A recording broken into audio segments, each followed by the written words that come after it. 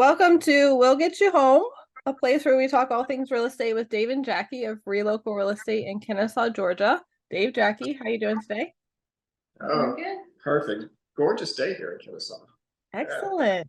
Well, today we want to shift gears and talk about still real estate, but some newsworthy real estate that affects everybody really, and that is the National Association of Realtors, NAR, lawsuit regarding commissions. Can you guys explain what that is and what that means for everyone? Well, this NAR lawsuit was filed by a couple of plaintiffs, I guess, who felt like they were forced to overpay the commissions for selling their home in the real estate industry. And that was a guy by the name of Sitzer and another by the name of Burnett. And in real estate, many people know this, but a lot don't. The real estate commission for decades and decades has been paid by the seller. So if you buy a $500,000 home, an average commission is 6%, pretty much across the United States.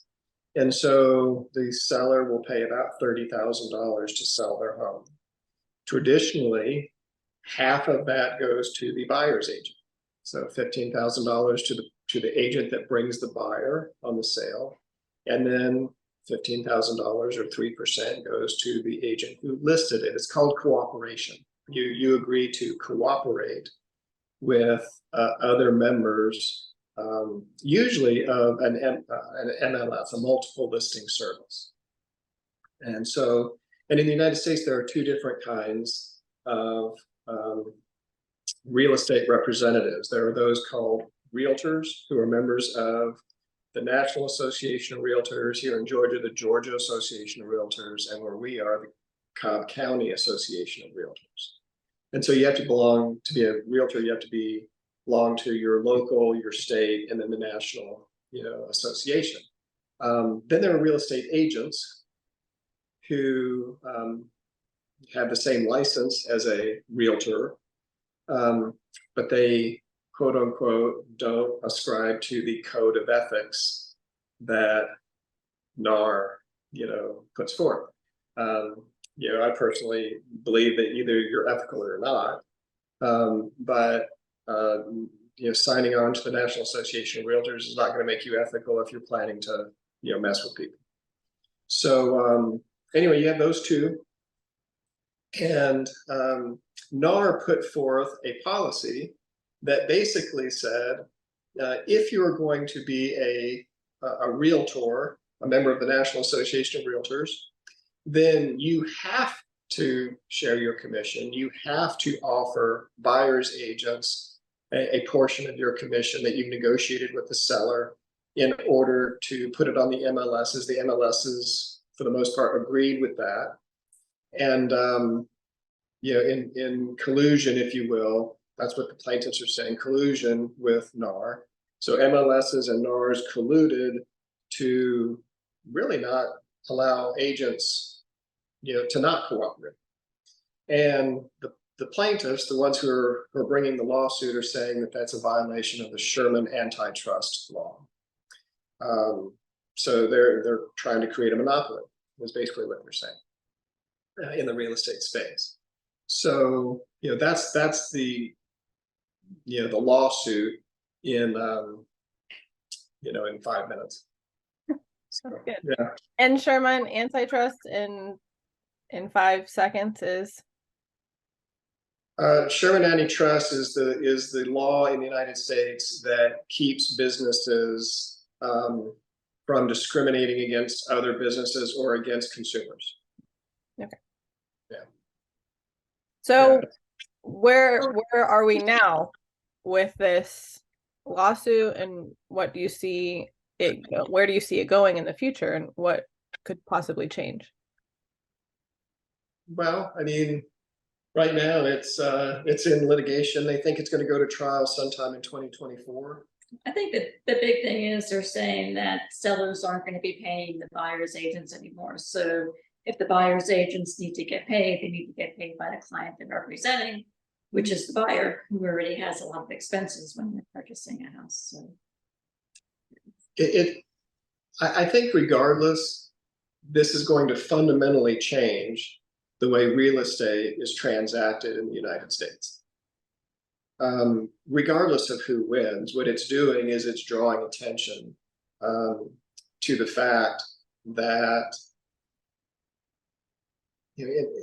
there's a lot of realtors and real estate agents in the United States who really don't know what they're doing. And a lot of that is because they're just new to the business. We saw about 250 or 300,000 realtors get their licenses in the last 3 or 4 years since the pandemic. People were working from home and they got all their work for their business done, who's paying them, right, a salary. They got that done in 3 or 4 hours. And they either went and played golf, or some people said, you know, I've always wanted to be a realtor. And so they went and got their real estate licenses. And because they like showing houses. Because they love looking at houses, right? And who doesn't? So, and my gosh, I can go out and sell a $350,000 house during that time for $500,000 because everybody was paying too much for their houses, and I can make 15 grand. Well, sometimes that much. What should have been worth $350,000 should not have increased to $500,000 in a 2-year period. Yeah, that was the craziness of the market. But the market always prevails. And so I guess if people were willing to pay it, that's what it was worth. We're starting to see, you know, that back off a little bit. Prices are still going up, but not as dramatically, primarily because of interest rates. Interest rates are now slowing things down. But another topic for another day. Right. Right. So yeah, it's going to fundamentally transform it. And I believe what we are going to see is to some extent, a much more adversarial relationship between the buyer and the seller. Do you think? No. Good. I don't know. I just it's going to be a big change, and I think it's going to have to shake out. I was telling Dave, I think that, you know, buyers are going to think that they don't need an agent because they don't want to pay it, and they're going to get a lot of gotchas, and then they're going to realize that we did have a lot of involvement during the whole process. I think that's true. I think the vast majority of the public, the buying public, maybe even the selling public, but mostly the buying public, they believe that what agents do is we unlock the door to a house and then we write a contract. And we collect a check. And then we get a check. To be fair, there are some agents who do that. There are. The majority is not what you are supposed to do. Well, and when we're the listing agent, we have to work with those agents, and we have to do both sides of the transaction because they don't know what they're doing. Right. Most agents do know what they're doing. And I tell people all the time that an agent really doesn't make their money from listing to contract. That's become, marketing has become easy. Exposure of a home has become easy, you know, since the internet age hit us, you know. So the last 25 years or so, it's been a lot easier to market a home and get an exposure. You list it on an MLS and the next day it's on 1,000 websites. Yeah, you have to try not to find the home for sale. Right. You know, try hard. The commission is earned from contract to closing, because there are so many boxes that have to be checked. And Jackie is the queen of getting a home from contract to closing. I mean, she is so good at that. Like check boxes. Yeah, I mean, she loves it. But she just loves the operational aspect of it. And we have to do this in a timely manner to make sure we protect our client and get them across the finish line. That's where the agent makes their money, buy side or list side. On the listing side, you want to make sure you're staying in touch, you know, with the buyer's agent, make sure those boxes are being checked by the date due, because there's so many dates due in a contract. You know, time is of the essence in a contract. And so a lot of people think, well, all you do is show houses and, you know, and collect checks. Not true at all. And so I think the change is going to come, the fundamental change is going to come when people start actually interviewing their buyer's agents. Everyone interviews the listing agent. What are you going to do for me to get my home sold? Very few people really interview the buyer's agent. What is your experience in finding me a home and getting me across the finish, negotiating a good deal, a competitive deal, and getting me to closing? Yeah, structuring the offer with contingencies, and what contingencies do you include? And sure, or not include, and what seller concessions can you get in this market? Doing the research necessary to show what the comparables are for the offer you should make in the first place. Whether you should even buy that home. What factors would keep it from selling in the future? We always tell people that the best time to sell their home is the day they buy it. Meaning, okay, let's say you close on a Friday and you move in and something horrible happens on Monday. Can you sell it and get your money out? Are you going to get hammered if you have to sell it, within a month or 6 months or a year, or will you be able to be protected financially? So we're trying. I feel like in my career I've probably, talked more people out of houses than I've sold. That's the mark of a good realtor. Well, I hope so. I hope so. It seems like in every buyer's situation, I'm saying I wouldn't buy this house for this reason. I wouldn't buy this house for this reason. And it all comes down to one of these days you're going to call me and you're going to say, hey, Dave, we're moving. It's time to sell it. And I want to go, yay, we got a great product. Or, oh, no, I'm going to sell that thing.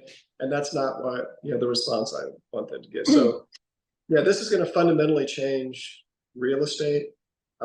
It could turn into a situation where, we have agents who are working on a flat fee.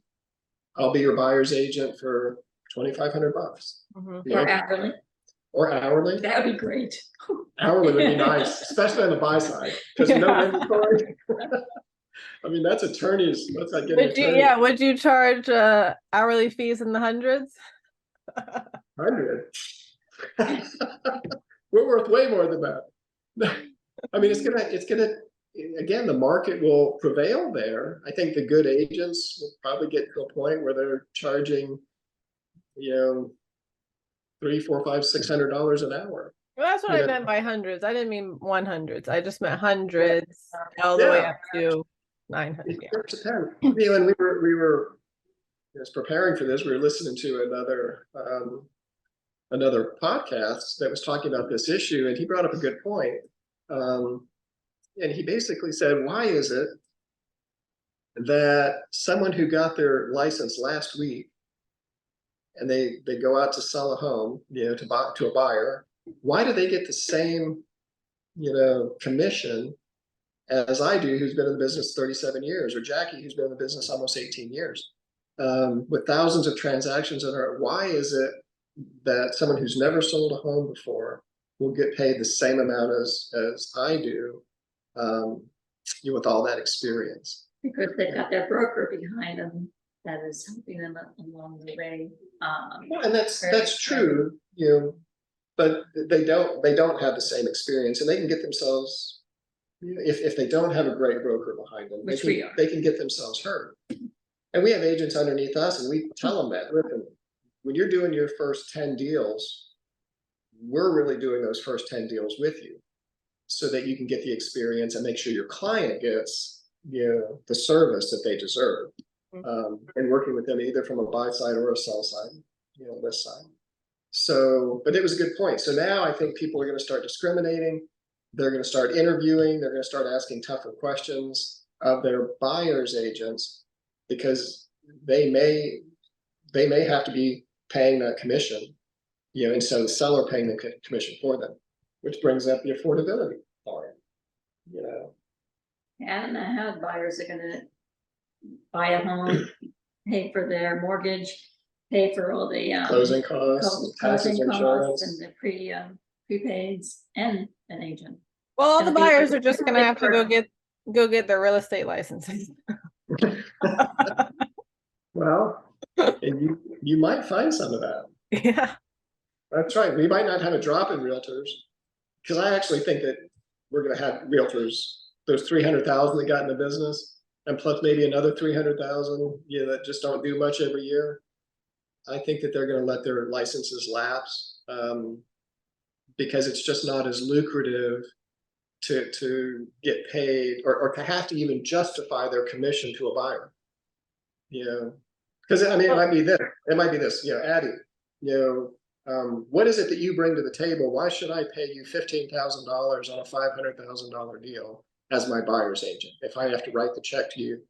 And then you've got to come up with a reason for me to do that. I can do that. I've got enough experience to be able to do that. Someone who's been in the business a year, what are they going to say? Well, I mean, they'll have to bring other things to the table to, I think, compensate for lack of experience in this area. Maybe they're super good at social media. And you did say earlier that you can find the house, but I think also marketing is a true skill that not a lot of people have. And so if you do have that, or you are good at this one thing, I think that, I'm not saying it'll be across the board, but I think they can supplement with what they are good at. If they are good at, with AI coming, if they know that, they could include that. And so they'll have to get creative in their answers. But I think everybody should have an answer for why I should. you should hire them, especially realtors. Part of your marketing issue, that's for sellers. That's not for buyers. Buyers don't need Well, to be marketing. That's a good point. A marketing guru who wants to get in the real estate business, or maybe just got in the real estate business, is going to have to navigate this. I think that their marketing can do a really good job of getting them leads, buyer leads. But then what are they going to say? Once the marketing. Yeah, so marketing is going to be a seller's client. Right. So okay, so marketing wasn't a good example off the top of my head. Sorry. Maybe negotiating. They're really good at negotiating in their past job, or they have a knack for negotiating. That could be a skill that they bring to the table. Exactly. That's fantastic. I think negotiating is going to be the thing. Yes, I negotiated multi-million-dollar software deals, equipment deals, things like that. Yeah, and one of the things about the MLS is that in its lawsuit is the sellers felt as if they had to give a large portion to the buyer's agent because otherwise the buyer's agent wouldn't show them the house. Mm. So they felt like they were Forced into it to give 3%. That putting 1% on the MLS, what agent's going to show it? It's basically what they were told.